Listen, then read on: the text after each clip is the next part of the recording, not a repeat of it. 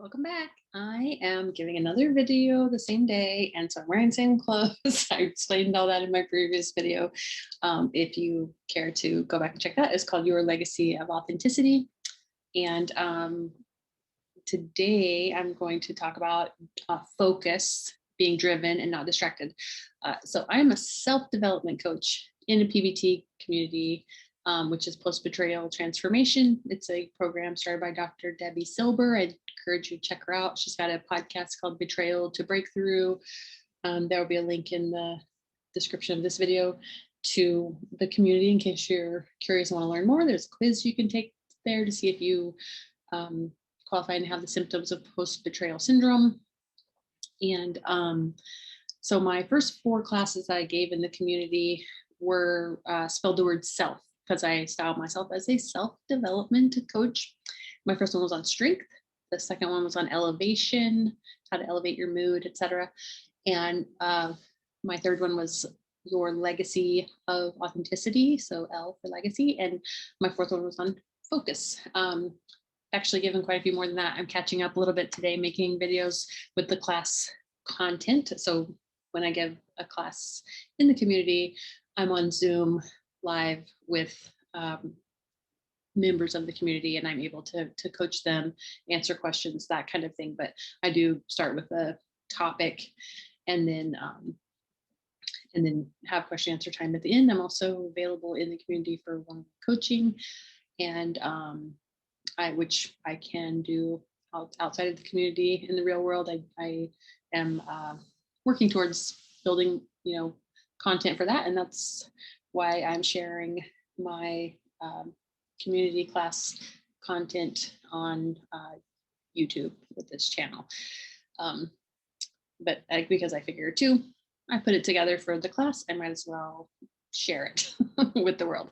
I won't share anything that takes place within the community, any of those conversations, anything private, but what I'm sharing is my content.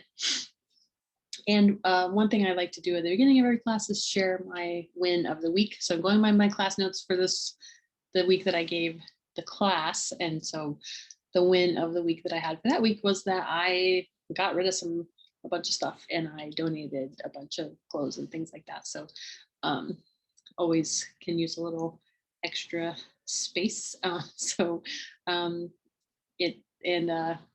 seasons have been changing. It's very hot here now. I probably gave this class a month ago. So we were going from,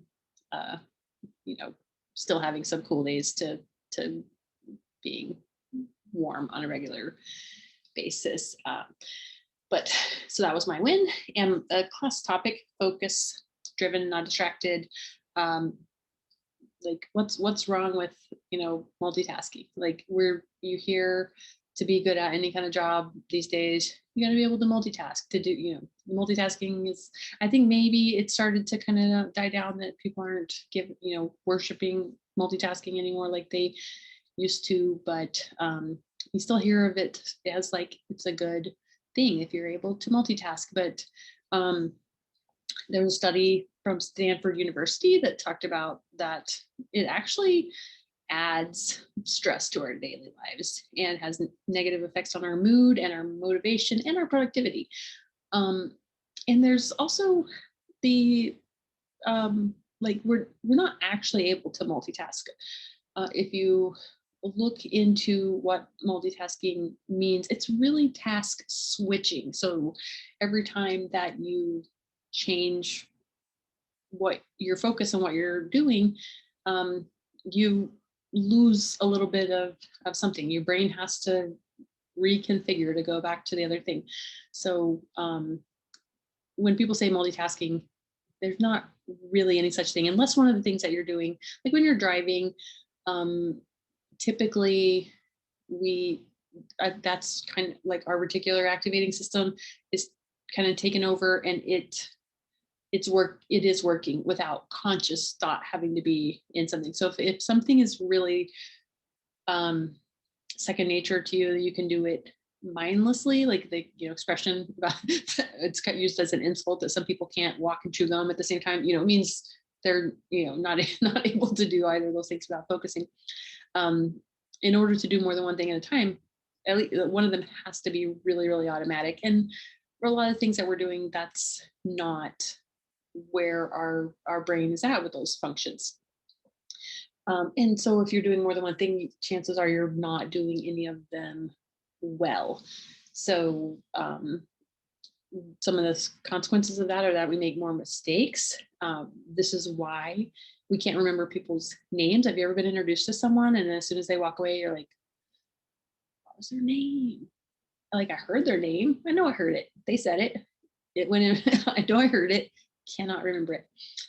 That's a sign of being distracted, and distracted is the opposite of focus, right? So we won't absorb information when we're distracted, and having divided attention actually increases our anxiety, and anxiety, equals fight or flight survival mode. And so when we're in that survival mode, our brain cannot be creative. So that's one of the downsides to lack of focus, is lack of creativity. So I say focus. What is focus? It is devoting time and attention to one thing. And so my key point with this class is that I want people to decide how they're going to spend their time and where they're going to direct their attention. So you decide your time, your attention.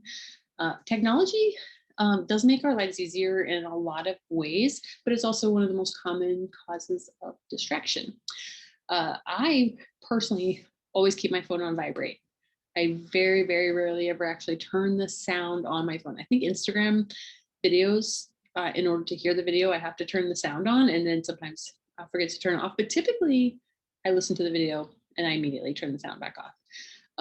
So I just have it on vibrate.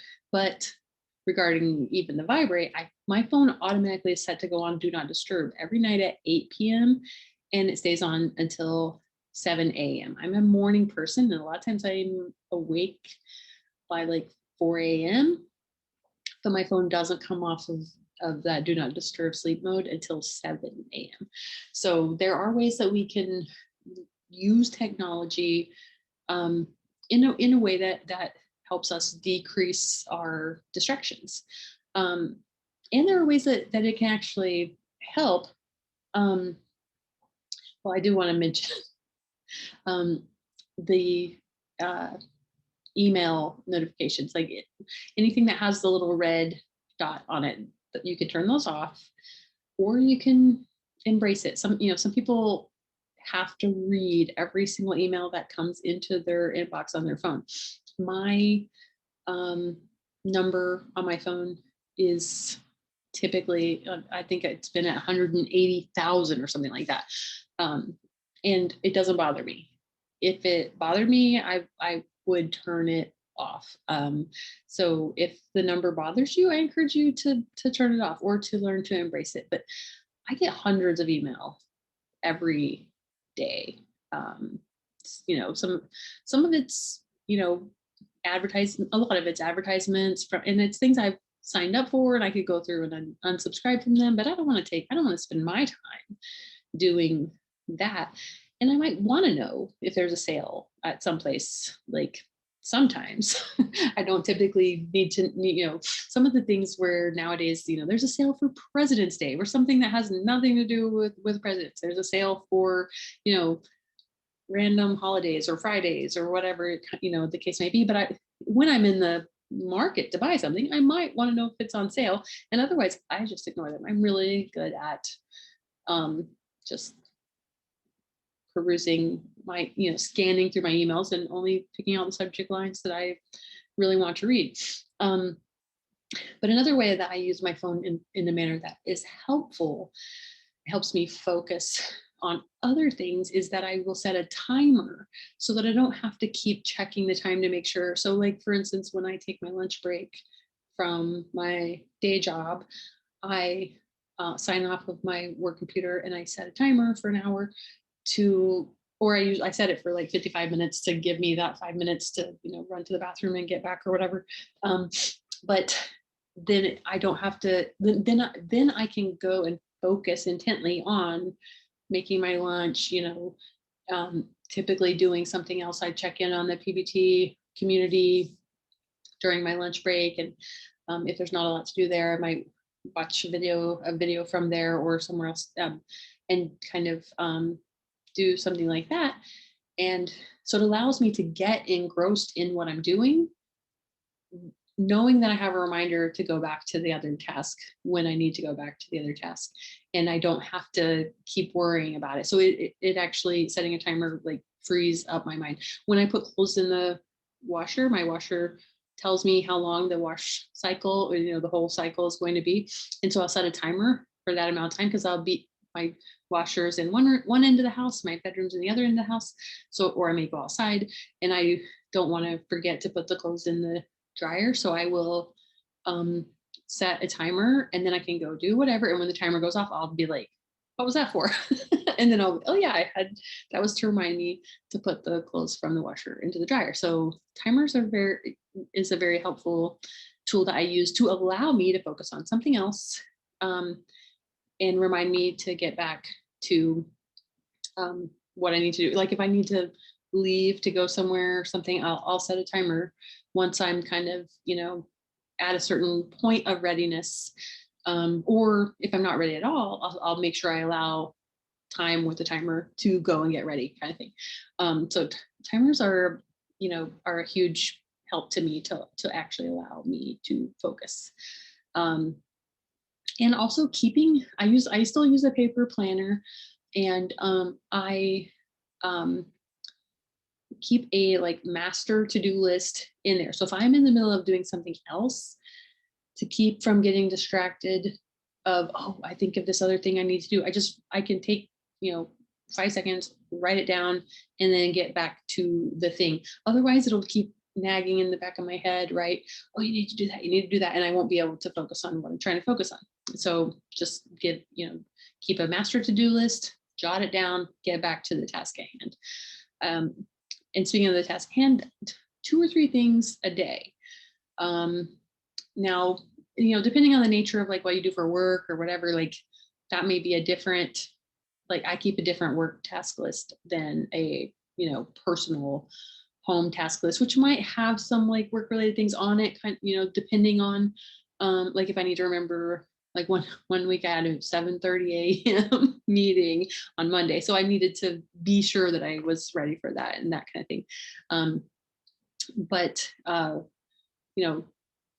for any given day, don't pick too many things to do, and do them early in the day. Early in the day is proven to be the time when we have most control over our time. Like once we leave the house, once we get other people involved, like our ability to control what we do and how we do it can start to like fall apart, because there's all those other moving pieces. So things that you want to do them early. That is one of my big suggestions. And something that can get us caught in like a state of overwhelm and inability to do things and unable to focus is when we look at too big of the picture. If you're trying to, build a whole house today, like that, you can't get that done in a day. That's too big of a picture. But if you want to like, meet with an architect, that is something you can do today, right? If you want to, get prices on lumber, like sometimes the overwhelm and the inability to focus is from looking at too big of a picture. Like sometimes we want to be big picture thinkers. There's a time and place for everything. But when it comes to focus, it's easier to focus on those smaller chunks. And sometimes what you need, the thing you need to do and focus on is making a list of all the things, all the pieces that need to be done for something. But once you've got that list, then only focus on 1 or 2 or 3 of the things on the list. Don't focus on the whole list. So start small, chunk it up.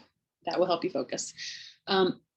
Set a signal that you're in focus mode. Send a signal to your brain, maybe even to other people, that you are in focus mode. This could be putting in headphones. It could be putting on a hat. It could be putting on a certain pair of shoes. Like when I put on these certain shoes, I'm wearing my Hoka's right now.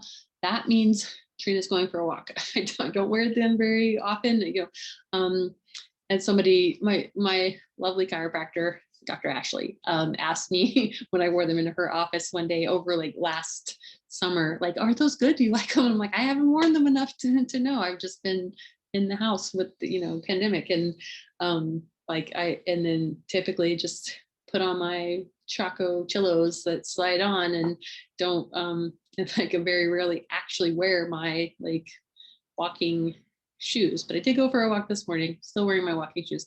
So, what you're wearing can send a signal to your brain of what you're going to focus on. Another big one for me is put up a sign. When I, it's been so many years ago now that I went back to school. My kids were still fairly young at the time. They're grown now. But I was taking math class online, which has a host of challenges in itself, right? But I spent a lot of my time, in my room doing homework. And most of the time I had the door open. I would put on music. I put on Carla Bruni, I think, or Bruni, how you say her name. She's a French artist. And that was good to listen to something soothing that I didn't know the words to and couldn't sing along with. That was not a distraction while I was doing my math homework. But I had a certain amount of time to do the homework and all that stuff. But when it came to taking quizzes, I had like 30 minutes to take a quiz, right? Like a very specified, limited amount of time. As a single mom with 2 kids, if you have ever, any kind of mom, you're going to know, like you go into your room and you shut the door, all of a sudden the kids need like 1,000 things, right? So I made a sign to put up on my door when I was taking a quiz. If I was just doing homework, so I wasn't on a timeline, then the kids were allowed to like come in there or whatever. But of course, they didn't want to come in there and like watch me do homework or whatever. But if I had tried to just shut the door and take a quiz and expect to not be interrupted, then that's when I was going to get interrupted, right? So what I did, made a sign, and I also sat the kids down and talked to them. And I said, okay, this is what mommy's doing. When I'm doing homework, it's fine for you to, come in or whatever. I do need to focus, but like when I'm taking a quiz, I only have a certain amount of time. I have to get the quiz done in that amount of time. It's really important to me to do my best on the quiz. So when you see this sign on my door, please don't come in.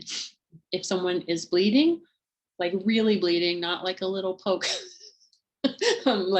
Anyway, Holly would, my oldest daughter, she would understand what she used to be like, I have a bleed, and then be like, she picked the little scab off, so not that kind of bleeding, real bleeding, or if the house is on fire, like if those aren't the case, then please leave me alone. But here's the thing, is like, I had to let them understand, I have 30 minutes to take the test. I will not put the sign up until I'm ready to start the test. And as soon as I'm done with the test, I will take the sign down. So when the sign is up is the time frame that's really important for you not to interrupt me. And I think the kids were 7 and 11 at the time.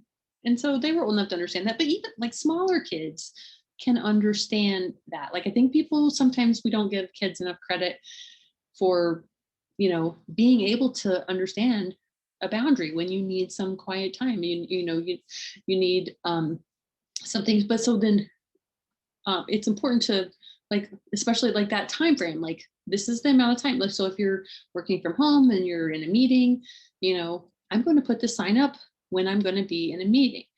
And when the meeting is done, maybe you need to even, do notes or something like that. So I may need a few minutes when the meeting is done, but when I'm done making my notes, I'll take the sign down.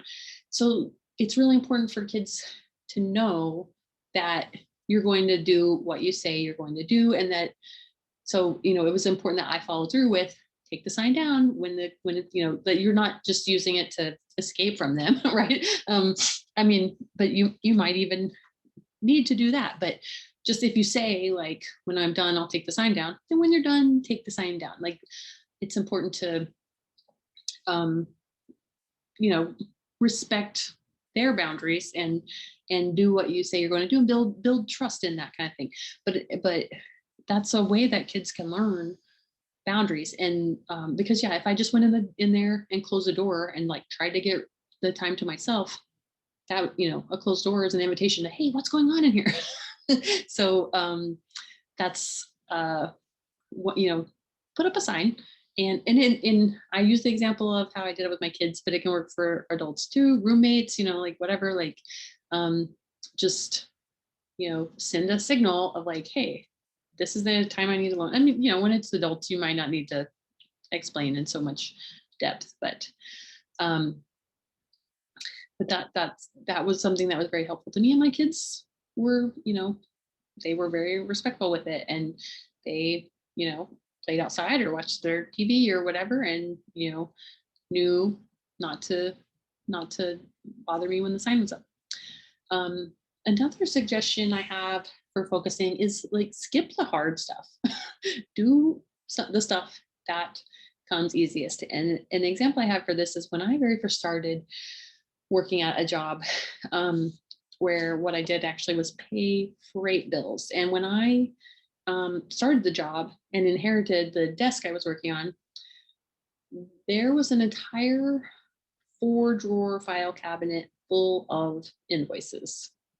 Some of them were duplicates, and I'm a visual person. I'm a visual learner. I'm a visual person. And so as long as like out of sight is out of mind for me with the way that my brain operates.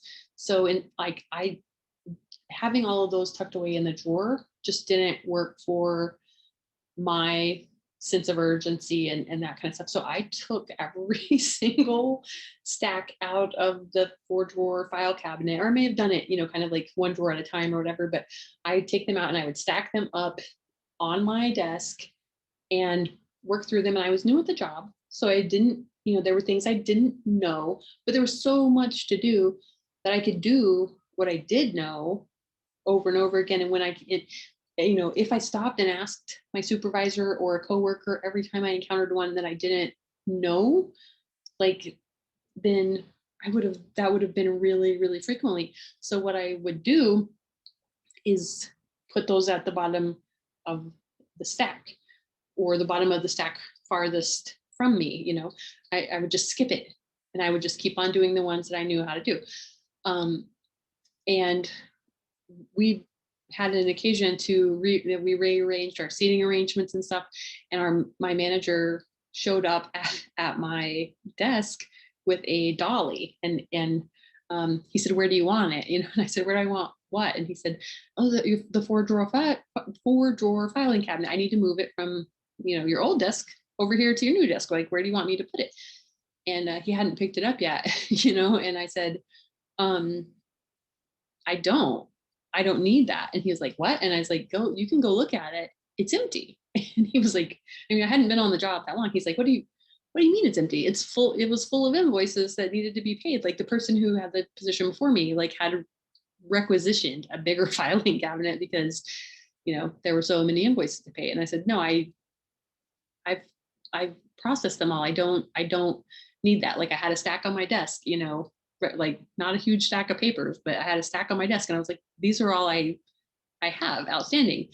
And he was like, "What?" And the thing was, by the time I got to the end of my stack where I had put all the hard ones, I learned to do them. So that can be a perk of just, if something's difficult right now, postpone it. It doesn't work for everything, but when it does, use it. And just skip the hard stuff for now. And you can do lots of easy stuff, and it's easy, and you can get a lot done, and it'll be a win, and you'll feel good about yourself. And you'll be flexing that focus muscle too. And then, maybe you'll learn how to do the harder things in the meantime. And when you get to them, they won't be hard anymore, and you'll still be doing the easy stuff. So the more you do it, the easier it gets. And I also want to add that one thing that we all need to focus on is having a little bit of fun. You can focus on fun. Like, you can be practicing, exercising your focus muscles while having fun, enjoying yourself. It doesn't have to be math homework. It doesn't have to be, miserable. Not that math homework is miserable, but it is something that a lot of people might associate with being miserable. So um, feel free to, not be distracted from your fun stuff either. Like if you're having fun, you schedule something fun, but you double book yourself and you're checking your phone the whole time and you're distracted. Like, are you really having fun? Focus on fun. Permission to be silly, permission to focus on fun is yours. I've given it to you. I'm not a medical professional, can't prescribe things, not giving medical advice, but prescription for focus on fun is yours. Give yourself credit, whatever kind of recognition you like to receive, give yourself that. If you like an actual pat on the back, give yourself an actual pat on the back. If you like to hear good job, say that out loud to yourself when you catch yourself focusing and not being distracted and devoting your time and attention to what you want to. Like at the end of the day, say, I got a lot done today. I appreciate my ability to focus. If words of affirmation is your love language, say that out loud to yourself. Say it out loud to someone else. Give yourself credit. Because when you feel good about something, you're going to do it more and encourage yourself to do more of it. So that is my content for my class on focus. And I hope that some of these tips are helpful to you. If anything was helpful or if anything sounded like total BS, feel free to leave me a comment, like, subscribe, etc. Share with your friends. And I didn't say a lot in this one about the context of this in betrayal. I talked about that more when I talked about it in the community, but inability to focus is one of the key symptoms of post-betrayal syndrome. There's a lot of negative thinking, rumination, and things that can get inside of our head when we're questioning, why did someone do this to me? Why did this happen to me? I felt like these tips would be helpful to people who are recovering from betrayal and healing and working on their self-development through that context, but I think it could be helpful to anyone. So thank you for watching, and I'll see you soon.